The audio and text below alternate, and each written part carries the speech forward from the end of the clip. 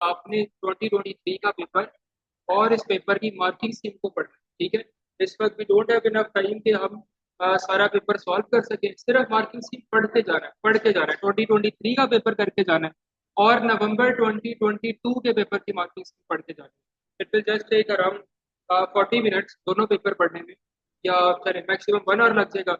लेकिन होपफुली इसके अंदर से कुछ क्वेश्चन आपके पास आ सकते हैं पेपर में। तो जून 23 एंड नवंबर 2022 एक पेपर मैंने सामने रखा हुआ है जून 23 का। और उससे पहले देखो बच्चों, एक एक चीज बहुत सिंपल है। आई होप यू अंडरस्टैंड कि ज्योग्राफी में एज सच गेस्ट पेपर का कोई कॉन्सेप्ट चलता नहीं, होता नहीं है। क्यों नहीं होता? क्योंकि अगर एग्जामिनर एक क्वेश्चन के अंदर 6 से 7 टॉपिक्स लगा रहा है या पार्ट्स बना रहा है और वो कोई 2 टॉपिक्स आ जाए तो ओवरऑल पेपर में बहुत सारे सब टॉपिक्स बनते हैं। तो मुझको डायरेक्टली कोई भी इतना क्लियरली नहीं बता सकता, यस। बट हम मेन हेडिंग जरूर बता सकते हैं कि कौन सा टॉपिक इस वक्त इंपॉर्टेंट है। Agriculture is very important, paper में लाजमी करके जाओ। और एग्रीकल्चर के साथ में कुछ सब टॉपिक्स यहाँ पे लिखे हैं, वो आप लोगों ने देखते हैं। देखो, अगर तो क्वेश्चन आता है नेचुरल फैक्टर्स का, ठीक है। नेचुरल फैक्टर्स में आप लोगों ने 2 से 3 बातें, बल्कि इस वक्त हम मिनिमम मिनिमम देखेंगे क्या कर सकते हैं। अगर तो क्वेश्चन आता है नेचुरल फैक्टर्स का, और नेचुरल फैक्टर किस चीज के? Natural factors needed for rice crop, wheat wheat crop, cotton crop, sugar cane crop. तो थोड़ा सा कॉमन सेंस यूज करें। और नेचुरल फैक्टर में आपने सॉइल की बात पहले कर दी। सॉइल कैसा होना चाहिए? सॉइल होना चाहिए लूमी एंड क्लेई सॉइल, ठीक है। ये आपके पास आ जाएगा। उसके अलावा आप लैंड की बात करें, land should be flat so that machinery can be use. या उसके अलावा irrigation can be easily done. ये पॉइंट आपने यूज करने हैं। तो क्या मैं बात बता रहा हूँ, ये जितने लोग हमारे साथ ऑनलाइन है बेटा, ये दोबारा से रिपीट कर रहा हूँ। अगर क्वेश्चन किसी भी क्रॉप का नेचुरल फैक्टर के ऊपर आता है तो लूमी एंड क्लेई सॉइल सारी क्रॉप में लिख सकते हैं, फ्लैट लैंड सारी क्रॉप्स में लिख सकते हैं, ठीक है। तो ये तो है कि आपके पास बड़ा आसान सा। उसके अलावा, हाँ, उसके अलावा जब आप टेम्परेचर की बात करेंगे तो टेम्परेचर सबका डिफरेंट है, सबके अलग अलग है। यहाँ पे आपको याद याद करना पड़ेगा। हाँ, वो हार्वेस्टिंग का पॉइंट है, गुड। हार्वेस्टिंग का पॉइंट कौन सा है जी? याद करके चले जाए। इसको बोलते हैं dry period for harvesting, dry period for harvesting, ठीक है। ये हमारा बड़ा अच्छा पॉइंट है। अब गौर से एक नजर इन 3 पॉइंट को देख लो। If question is on natural factors needed for a crop, तो ये इन 3 में से कोई एक जहाँ पे फिक्स हो रहा है या 2 फिक्स हो रहे हैं, उसको देखते हैं। देखो, मैं ये नहीं करवा सकता ना इस टाइम। अगर क्वेश्चन आ गया जी state the requirement of temperature for rice crop, तो फिर टेम्परेचर ही लिखना पड़ेगा। फिर आपको बुक खोलनी है और वहां से कुछ क्रॉप्स हैं जो मैं आपको बता देता हूँ इंपॉर्टेंट कौन कौन सी हैं, जिनको देख के जाओ। राइस क्रॉप देख के जाओ, मतलब इसकी दो दो रिक्वायरमेंट देख के जाओ। व्हीट क्रॉप देख के जाए, और उसके अलावा शुगर केन क्रॉप देख के, ठीक है। इसके अलावा फ्रूट्स क्रॉप थोड़ी अलहदा है, उसका लाजमी आपने चेक एप्पल क्रॉप को देख के जाए। उसके अलावा पीच डेट्स क्रॉप को देख के जाए। इसके अंदर ये दो जरूरी है, एप्पल्स और डेट्स। डेट्स कहाँ पे होते हैं ज्यादा? बलूचिस्तान के अंदर ऑर्चर्ड बने होते हैं, वहाँ पे प्रोडक्शन इसकी ज्यादा है। एप्पल्स हमारे नॉर्दर्न पाकिस्तान से भी आते हैं, केपी के वाली साइड से भी आते हैं, उसकी प्रोडक्शन वहाँ पे ज्यादा है, ठीक है। तो ये आपके पास मेन क्रॉप्स आ जाएंगे। उस्मान अब्बासी सुन रहे हो? जी सर, सुन रहा हूँ। ठीक है बच्चों, आपके पास चैट बॉक्स का ऑप्शन भी है। अगर आप बीच में इंटरप्ट नहीं करते हैं, कुछ क्वेश्चन पूछना चाहते हैं, बेशक चैट बॉक्स में लिखें। अच्छा, अब देखो, ये हमने कह दिया जी नेचुरल और ह्यूमन फैक्टर। ह्यूमन फैक्टर कौन से हो सकते हैं? ह्यूमन फैक्टर एग्रीकल्चर के अंदर हो सकते हैं, जिसमें आपने ना 2 3 बातें पहले से आज याद करके जानी है। एक आप उसके अंदर लिख सकते हो, यूज ऑफ मशीनरी। बच्चों, मशीनरी में ना, if we talk about agriculture तो ट्रैक्टर्स का इस्तेमाल ज्यादा है। ट्रैक्टर्स की बात हो जाएगी उसके अंदर, ठीक है। इससे फिर आपने ना फायदे बताना शुरू करना है। कॉमन सेंस का पेपर है, कॉमन सेंस भी यूज करो। बताना स्टार्ट करो कि मशीनरी प्रोसेस को फास्ट कर देगी, क्विक कर देगी। ट्रैक्टर इस्तेमाल होंगे जिसकी वजह से मैनुअल लेबर तो काम कम हो जाएगा, प्रोडक्शन ज्यादा फास्ट होगा। अगर ये ह्यूमन फैक्टर है ना, आपने बताना है जो जो चीज उसकी क्विकनेस के साथ लिंक कर रही है, फास्ट प्रोसेस के साथ, वो प्रोडक्शन को एट द एंड बेहतर करे, मतलब आउटपुट वाले टाइम को बेहतर कर रहा होगा। अच्छा, अगर पूछे प्रोडक्शन कैसे ठीक होती है, ज्यादा कैसे हो सकती है, तो फिर आपने किसकी तरफ जाना है? फिर आपने चले जाना है केमिकल फर्टिलाइजर की तरफ। हाँ, HYVs और केमिकल फर्टिलाइजर्स। बच्चों, केमिकल फर्टिलाइजर्स क्या होते हैं? जो केमिकली मॉडिफाइड फर्टिलाइजर होते हैं, आर्टिफिशियली बने होते हैं, जो प्रोडक्शन को बढ़ाते हैं। बताता हूँ, फर्टिलाइजर जो है ना, केमिकल फर्टिलाइजर, ये आपकी क्रॉप में ये एक ऑल्टरनेटिव है नेचुरल फर्टिलाइजर का, काउ डंग वगैरह। HYVs इट सेल्फ सीड्स होते हैं, हाई यील्डिंग वैरायटी, ये पूरे प्लांट की जो ग्रोथ है उसको सपोर्ट कर रहे होते हैं, तो ये अलग है। हाँ, हाँ। देखो केमिकल फर्टिलाइजर आप ये कह लो देसी सीड रख गया, केमिकल फर्टिलाइजर प्रोडक्शन को बेहतर करेगा, डिजीज से बचाएगा। एच खुद एक सीड है, वो हाई केमिकली मॉडिफाइड सीड। तो हाई यील्डिंग वैरायटीज क्या होती हैं? आर्टिफिशियली या केमिकली मॉडिफाइड सीड्स होते हैं जो प्रोडक्शन को बेहतर करते हैं। आपकी जो है डिजीजेस कम होती हैं, उसके अलावा प्रोडक्शन बेहतर होगी, रेजिस्टेंट होता है टू क्लाइमेटिक इशूज, बहुत ज्यादा ठंड बहुत ज्यादा गर्मी, तो एच वाई भी गुजारा कर लेता है उसके अंदर, ठीक है। अच्छा, बाकी आपके पास बच्चों लाइफ स्टॉक का बना हुआ है क्वेश्चन, मतलब हेडिंग बनी हुई है यहाँ पे, तो आप उसको भी देख लें। लाइफ स्टॉक इंपॉर्टेंट जरूर है इस सेंस में कि लाइफ स्टॉक के साथ आप लिंक कर सकते हो, बफेलोज फार्मिंग आ सकती है या शीप फार्मिंग आ सकती है, ये इंपॉर्टेंट एरिया है आपको, उसको उसके ऊपर लाजमी करके चाहिए। अच्छा, ये ना अगर तो इंसर्ट वाला क्वेश्चन है तो पिक्चर गौर से देखनी है, सिर्फ आपने बताना है कि डिस्ट्रीब्यूशन कैसी है या फिर लाइफ स्टॉक है कौन सा। तो एक नज़र जरूर एनिमल देख के जाए कौन कौन से हैं, एक नज़र जरूर क्रॉप्स देख के जाए कौन कौन से, ठीक है आपको, ताकि नेम आइडेंटिफाई करने में आसानी हो। राइस क्रॉप देख के जाए, पिक्चर देख के जाए, बुक में मिल जाएगी या गूगल करने। बीट क्रॉप देख के जाए, शुगर के क्योंकि स्टिक वाली फार्मिंग होती है वो आपको पैसिफिक हो जाती है।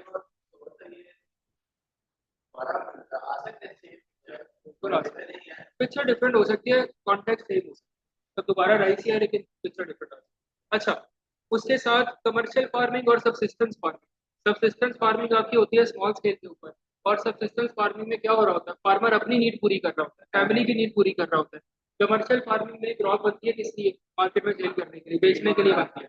हाँ, और फिर आप इनके प्रोसेसेस बता सकते हैं इनपुट आउटपुट के साथ। और इरिगेशन मेथड्स में ख्याल रखना है कि इरिगेशन मेथड का कोई क्वेश्चन तो नहीं आया हुआ जो डायरेक्ट नाम पूछ रहा है, जैसे कि वो आपसे कह दे कि ट्यूबवेल के बेनिफिट बताओ। अच्छा, ये आसान क्वेश्चन होगा वैसे, बेहतर होगा अगर ऐसा एग्रीकल्चर का क्वेश्चन है तो कर लें, अगर आपको आते हैं ज्यादा पार्ट्स। ट्यूबवेल के बेनिफिट ड्रॉबैक 4 मार्क्स, फिलहाल 4 मार्क्स या 3 मार्क्स।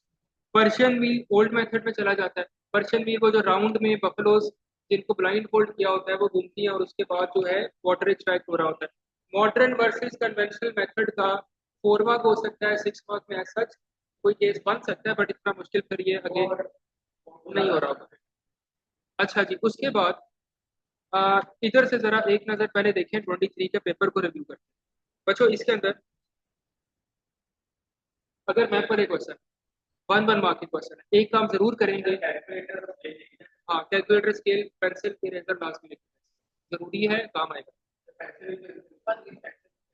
अगर वो आ गया ना ड्राइंग बना, पाई चार्ट बना दो, ग्राफ बना, फिर बेहतर है पेंसिल से, क्योंकि गलती होगी तो फिर पेन इरेज नहीं होगा आपका, मसला हो जाएगा। इससे पेंसिल और इरेजर साथ देखे जाए। हाँ, इतना डार्क शेड जरूर करना है कि वो नजर आना चाहिए, बहुत लाइट नहीं होनी चाहिए पेंसिल, या बेशक पेंसिल से करके बाद में बैठ के पेंसिल को करते ट्रेस को, आपकी मर्जी है। अच्छा, ऐसे क्वेश्चंस में आपने जो रिवर्स के नाम है, 5 रिवर्स के नाम, 5 रिवर के नाम लेफ्ट टू राइट ऑर्डर में याद रखेंगे। सबसे लेफ्ट वाला जो रिवर है उसका नाम रिवर इंडस है, सबसे लेफ्ट वाला, ठीक है।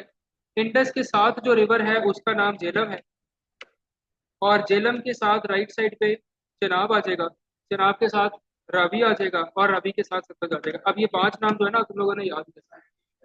ये हमारा राइट हैंड रूल है, थंब के ऊपर इंडस रख लो, उसके बाद लेफ्ट से राइट के ऊपर झेलम चनाब रावी और सतलज के पॉइंट्स पिक करना शुरू कर, ठीक है। ऐसे आपका आंसर बन जाएगा। अच्छा, ये देख लो दोबारा से, सबसे लेफ्ट पे इंडस होगा, सबसे राइट पे सतलज होगा। और आगे जाते हुए नेबरिंग कंट्रीज के नाम देखे जाए, कहाँ कहाँ पे कौन कौन सी कंट्री है, बिल्कुल हमारे लेफ्ट राइट साइड के ऊपर कौन सी कंट्री है जी? इंडिया है।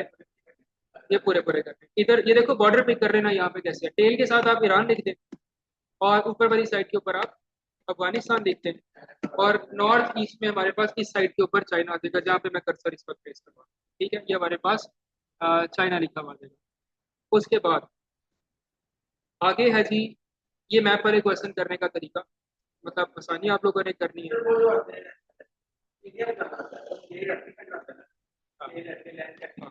स्केल के साथ। अच्छा बच्चों, ये जो है ना, अगर सजेस्ट का क्वेश्चन है तो आपने सेंटेंस की फॉर्म में या स्टेट की फॉर्म में लिख स्टेट करना है इसको, और 4 मार्क्स है तो हर एक पॉइंट का एक नंबर है, वो स्टेट ही होता है। लेकिन एक बात मेरी याद रखना, ये जबरदस्ती नहीं है कि आपने हमेशा अहमद एक ही वर्ड लिखना है, जब तक सेंस नहीं बन रही मार्क्स नहीं मिल रहे। जैसे उसमें कहा suggest 4 ways in which rivers are important, तो मैं जब तक एक्सप्लेन नहीं करूंगा, डिस्क्राइब नहीं करूंगा, बेनिफिट बताइए, पॉइंट लिखना है। जैसे कि मुझे क्या लिखना चाहिए, मैं इसमें लिखूंगा जी, let's say provide water to crops, इतना जरूर लिखते हैं, ठीक है, ताकि सेंस बने उसकी। उसके अलावा क्या लिख सकते हैं, डैम्स कैन बी बिल्ट, हाँ इसके मार्क्स, हाँ इतने मार्क्स इसके, डैम्स कैन बी बिल्ट, बस लॉजिक बननी चाहिए। उसके अलावा क्या लिख सकते हैं, fishing can be done on reverse, ठीक है। फिर क्या लिख सकते हो उसके अलावा, टूरिज्म कैन प्रमोट टूरिज्म, ठीक है। ये आपके बन जाएंगे रिवर्स के बारे में। ये चार बातें देख दो, एक्सप्लेनेशन लाजमी देखते जाओ, जाहिर है उसके बगैर तो सारा हमारा आंसर बनेगा। हाँ, देख सकते हैं।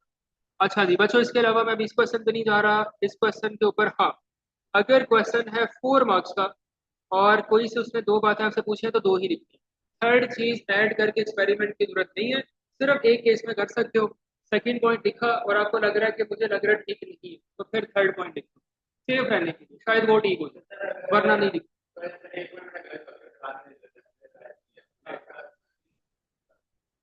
एक्स्ट्रा शीट पे लिख सकते हो, इसको काटना पड़ेगा, फिर उस पर पार्ट लिखना पड़ेगा, एक्स्ट्रा शीट पे पार्ट नंबर लिखना पड़ेगा, फिर लिखो, फिर वो जाएगी, मिल जाती है, एक्स्ट्रा शीट मिल जाती है। अच्छा, इसमें कहते हैं जी explain two ways in which natural topography influence human activity, क्या करना है, पिक्चर देखनी है और जहां जहां पे इन्फ्लुएंस का वर्ड को माइंड में रखना है कि असर कैसे होगा। वो कहता है जी नेचुरल टोपोग्राफी देखे और बताएं कि ह्यूमंस के ऊपर उससे क्या असर होगा।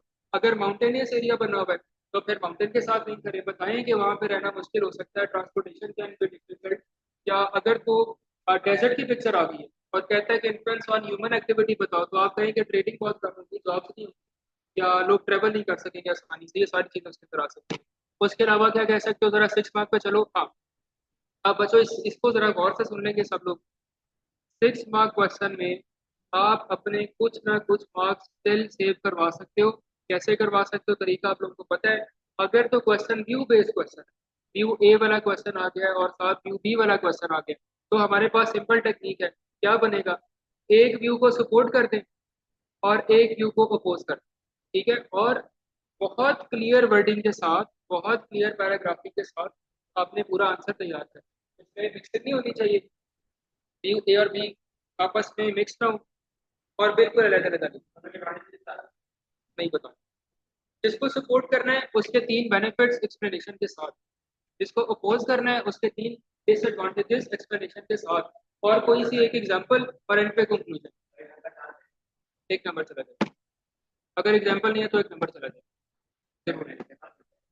आ सकते हैं। बहुत अच्छा आंसर हो तो आ सकते हैं। अच्छा आप सुने, अगर तो आपको लगता है टाइम शॉर्ट है या कोई ऐसा 6 मार्क्स यूज कर बैठे हैं जिसकी एक्सप्लेनेशन आपको नहीं आती ज्यादा, तो बेटा फिर क्या करोगे, फिर मैक्सिमम दो दो पॉइंट अच्छे एक्सप्लेन कर, दो दो पॉइंट अच्छे एक्सप्लेन और नीचे कंक्लूजन, फिर तो कुछ तो आएंगे ना। फिर आप दो को अच्छा एक्सप्लेन करें, हो सकता है एक्सप्लेनेशन इतनी अच्छी हो कि पूरे मार्क्स में फिर भी आ जाए। तो वर्स्ट केस में यू विल चूज 2 पॉइंट, क्या 50 प्लस, 50 प्लस बिल्कुल आते हैं, हमारे स्टूडेंट्स गए हुए हैं। मेरा ख्याल है कि किसी के 70 भी आएंगे, 75। हाँ, फिर आ जाएगा, फिर बन जाएगा।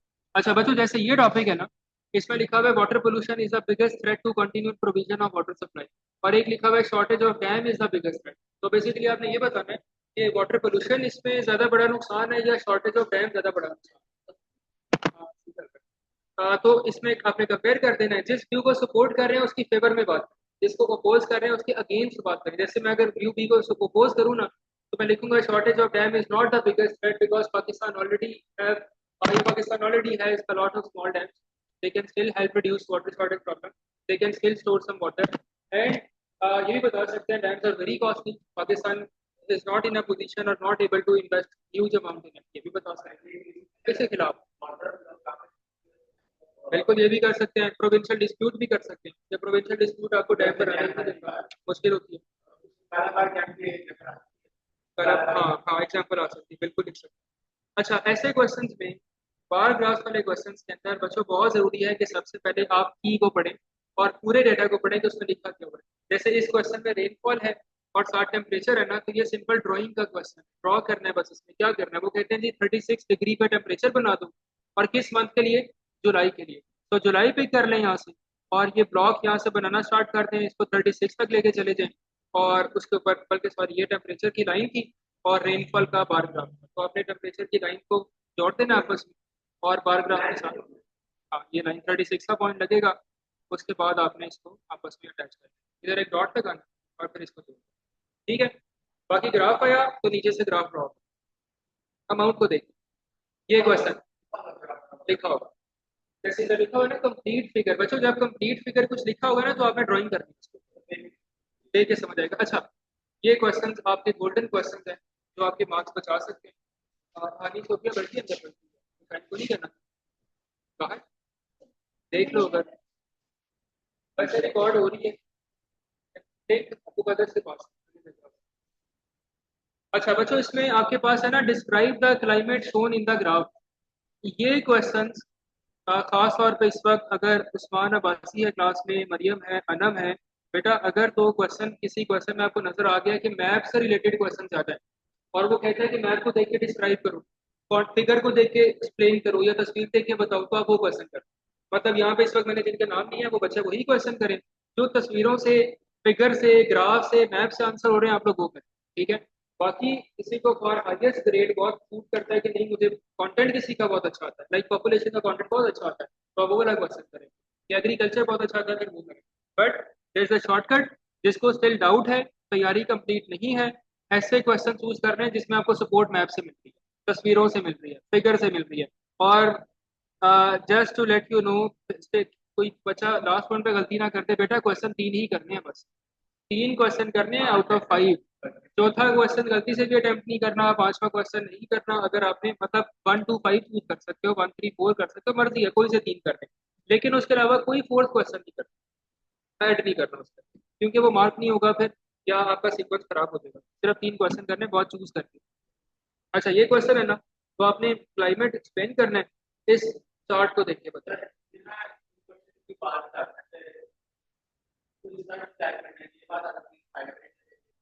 हाँ, हाई और लो और मेजर चेंजेस, और अगर मैप हो तो इवन और अनइवन, इवन है या अनइवन डिस्ट्रीब्यूशन, वो आप वहाँ पे रूल अपना रखते हैं।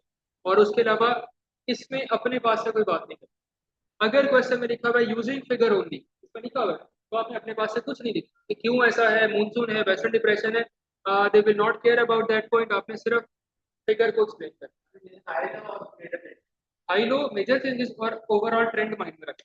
मतलब इसमें हम कहते हैं कि टेम्परेचर कैसा है, रेनफॉल पीक पे थी जी जुलाई से अगस्त तक।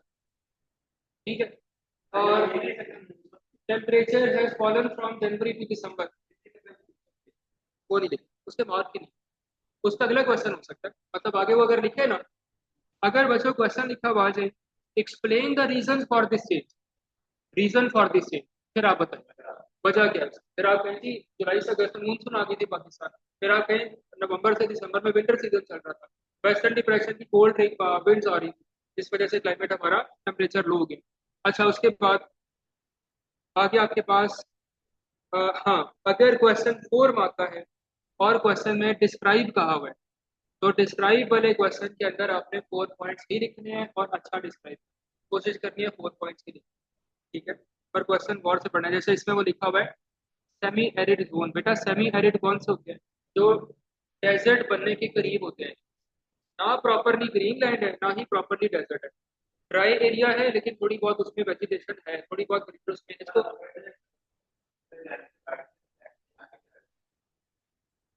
होता है, कभी कभार होता है, कुछ अलाउड है, थोड़ा बहुत नहीं से बाहर। हाँ वो ठीक है, ये नहीं कि सारा आंसर उधर ही बात है। अच्छा जी उसके बाद इसका जरा 6 मार्क देखिए, इसके 6 मार्क क्वेश्चन में कैसे कर सकते हैं। हाँ पहले तो ये, हाँ बच्चों दोबारा से मैं आपको बार बार बता रहा हूँ, जहाँ पे ग्राफ्स हैं, ये खास तौर पे इस वक्त जो ऑनलाइन डॉट है मेरे पास, अनम, मरियम, उस्मान अब्बासी वगैरह, बच्चों ये आपने देखना है कि जो आपके इंसर्ट और पिक्चर से क्वेश्चन आंसर होना वो करें, क्योंकि वो आसान है, वो कॉमन सेंस के क्वेश्चन आसानी से हो जाएंगे, शॉर्ट क्वेश्चन होते हैं ना। और उसके अलावा मुशाहिम आपके साथ स्क्रीन शेयर हो रही है, आप देखिए हो साथ, मुशाहिम ने अभी ज्वाइन किया।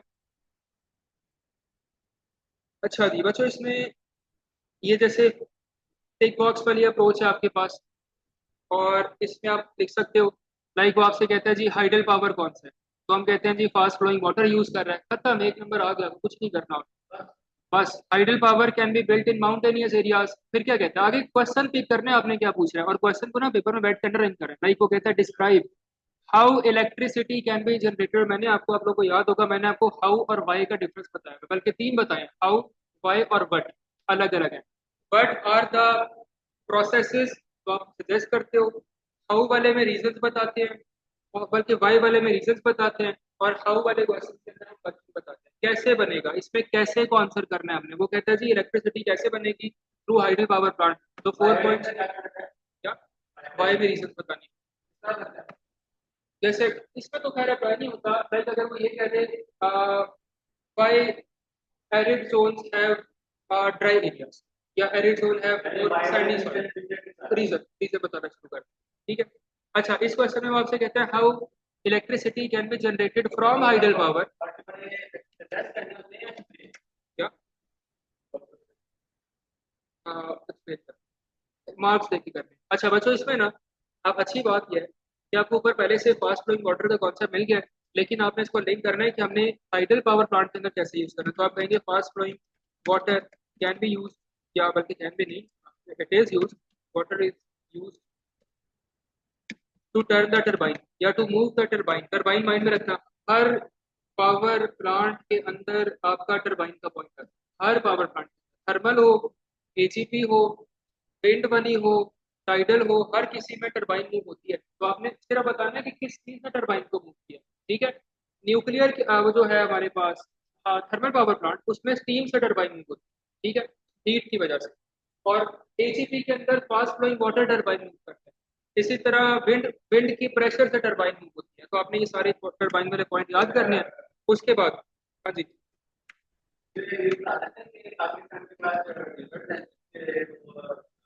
इसमें ना नहीं, इसमें how it can be generated, सिर्फ प्रोसेस बताओ, बिजली एचईबी में बनेगी कैसे। फिर हम कहेंगे कि जनरेटर के अंदर क्या होता है, जनरेटर के अंदर मैग्नेटिक फील्ड होती है, इलेक्ट्रिसिटी बनाती है। इससे वो कहाँ पे ट्रांसफर होगा, ट्रांसफार्मर के अंदर जाएगा, ट्रांसफार्मर के बाद वो ग्रिड लाइन के साथ अटैच, ठीक है। ये चार बातें हैं, और ये याद करके चले जाएंगे,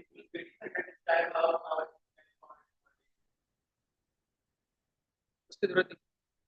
वो ऐसे ऐसे स्टेटमेंट देती है, जब देखो यार, एजीपी जहाँ पे भी हो, वर्किंग तो सेम है, माउंटेन में है या माउंटेन में नहीं है,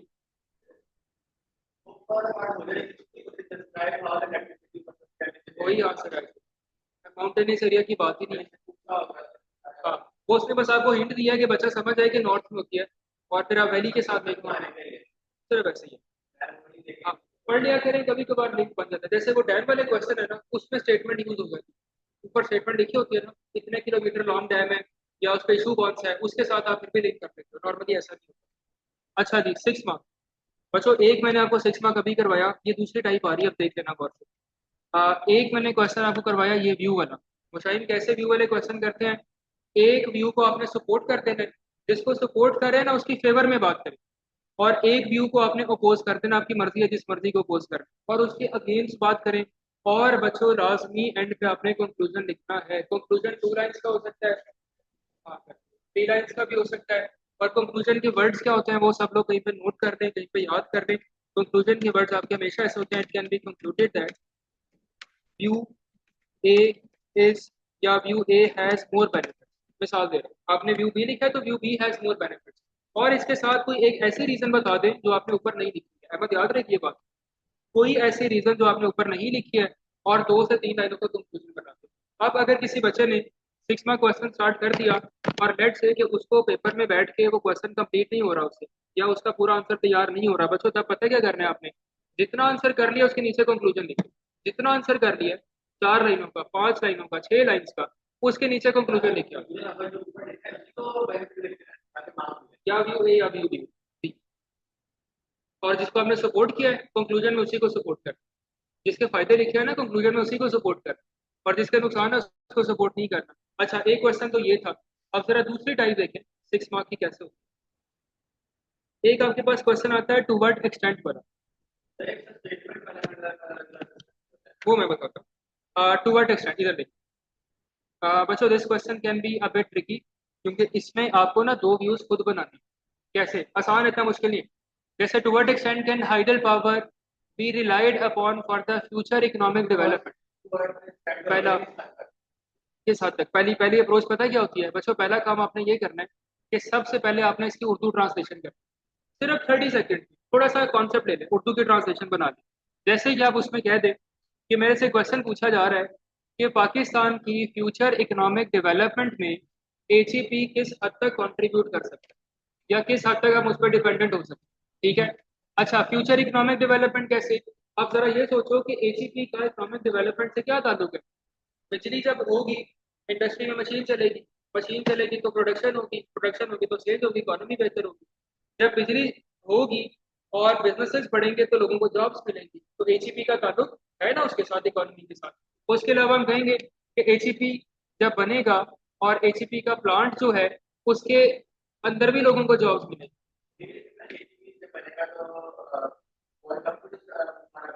हाँ, ये हो सकता है, बिल्कुल ठीक है। इकोनॉमिक डेवलपमेंट ये भी हो सकता है, कोल के ऊपर हमारी डिपेंडेंसी कम होगी तो हम इंपोर्ट नहीं करवाएंगे। इंपोर्ट नहीं करवाएंगे तो इकोनॉमी बचेगी, बेहतर होगी।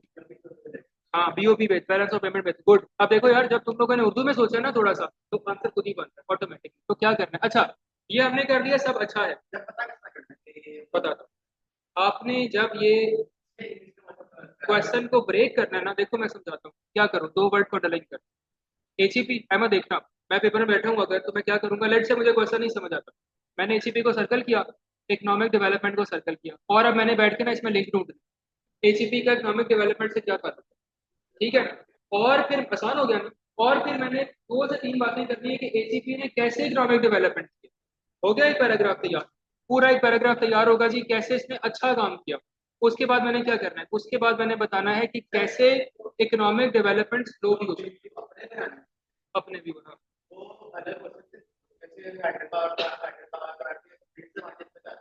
डिसएडवांटेज जरूरी है, करने चाहिए, करने चाहिए। अगर वर्स्ट केस सिनेरियो नहीं याद आ रहा फिर मजबूरी है, बट करने चाहिए। मार्क्स एक आधा जनरल पॉइंट करना पड़ेगा। देखो आपको समझाता हूँ। अब हमने किया ना कि एचईपी ने इकोनॉमिक डेवलपमेंट में बहुत अच्छा कंट्रीब्यूट किया, क्योंकि लोड शेडिंग का मसला सॉल्व हो जाएगा। बच्चों इधर सबको समझ आ रहा है? मुशाहिम और अनम वगैरह सब लोग सुन रहे हैं? एजीपी से बिजली बनी, लोड शेडिंग का मसला सॉल्व हुआ, इंडस्ट्रियलाइजेशन अच्छी हुई, पावर सप्लाई मिली, प्रोडक्शन बेहतर हुई, इकोनॉमी अच्छी। एजीपी बनने की वजह से थर्मल पावर प्लांट आपको कम करना पड़ेगा, कोल आपको इंपोर्ट नहीं करवाना ज्यादा, तो आपकी बैलेंस ऑफ पेमेंट अच्छा होगा, that will help improve economy. ऐसे सर टेंसेस यूज करते हैं। फिर बताते हैं जी इससे मसला भी क्या हो सकता है, मतलब कैसे ये बहुत सारे बेनिफिट्स नहीं मिलते। फॉर एग्जांपल हम कहेंगे hydro electric power plant itself is very expensive to this, तो जब वो खुद इतना महंगा है तो इकोनॉमी कैसे ठीक करेगी।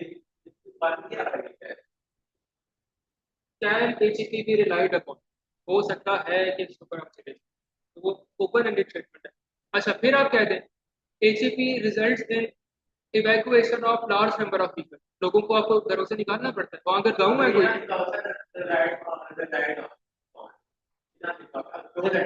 फिर भी ऐसे ही है। इससे बात में कोई नहीं। अच्छा, फिर आप कह दें जी एसीबी में ट्रबल क्या है कि बड़े लेवल के ऊपर लोगों को बेघर करना पड़ जाएगा, जिसकी वजह से अनएम्प्लॉयमेंट बढ़ेगी, जॉब्स आएंगी, घरों का नुकसान होगा। उसके अलावा कह दें कि एसीबी जो है स्टिल सारे पाकिस्तान का मसला सॉल्व नहीं कर सकता बिजली का, अनलेस बहुत बड़े लेवल पे बहुत सारे, हाँ एक एरिया का मसला सॉल्व हो सकता है, but it can not solve problem of entire Pakistan, या can not resolve the problem of load shedding in entire Pakistan, ये कह सकते हैं। ठीक है। अच्छा, फिर आप दे दें कंक्लूजन। बच्चों इस क्वेश्चन का कंक्लूजन कैसे बनता है? ऐसे क्वेश्चन का कंक्लूजन आपने तैयार करना है कि आपकी नजर में, अब देखो क्वेश्चन क्या था, मैं तो इधर देखो, क्वेश्चन था क्या इस पर रिलाई हम कर सकते हैं। आप कंक्लूजन में बताएं कर सकते हैं कि नहीं कर सकते। It can be concluded that HEP can be relied upon, या फिर it can be concluded that HEP can not be relied upon because एक रीजन था दैट, ये भी हम बता सकते हैं। तो ये आपका सेकंड टाइप की क्वेश्चन हो। ठीक है। अच्छा, थर्ड वाला जो है ना, वो ऐसा कोई डिफरेंट कैटेगरी कोई नहीं है 6 मार्क की। वो बस ये होता है कि ऊपर एक स्टेटमेंट बनी होती है, कुछ लिखा होता है, डेटा होता है, और नीचे ऐसा क्वेश्चन होता है टू व्हाट एक्सटेंट वाला, तो है वो भी यही। अच्छा, अगर इधर इवेल्युएट लिखा हुआ है इधर, तो भी आंसर ऐसे ही बने, ऐसे ही बने, जज कर दो, यही यही है। इवेल्युएट का मतलब कि आपने जजमेंट बना। जी बच्चों, यहाँ तक क्लियर है आप लोगों को?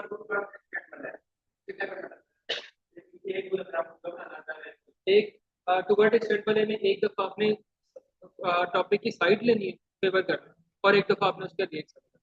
ठीक है, मतलब व्यू खुद ही बना लें उसको। और बच्चों ये भूलना नहीं है किसी ने, मैंने किसी वजह से सर्कल किया हुआ हाइडल पावर को और इकोनॉमिक डेवलपमेंट, उसके नीचे यही लिखा होगा टू वर्ड एक्सटेंड, तो वो यही सब ऐसा ही होगा।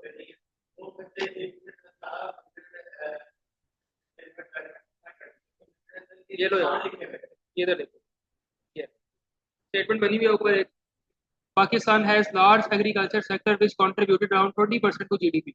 ये वैसे ही एक बात की है। क्वेश्चन क्या कहता है, evaluate the opportunities for and challenges of continuing to develop agriculture sustainably in Pakistan. Question अब क्या पता क्या करना चाहिए मुझे, इस क्वेश्चन में एग्जामिनर ने आपको काम आसान कर दिया।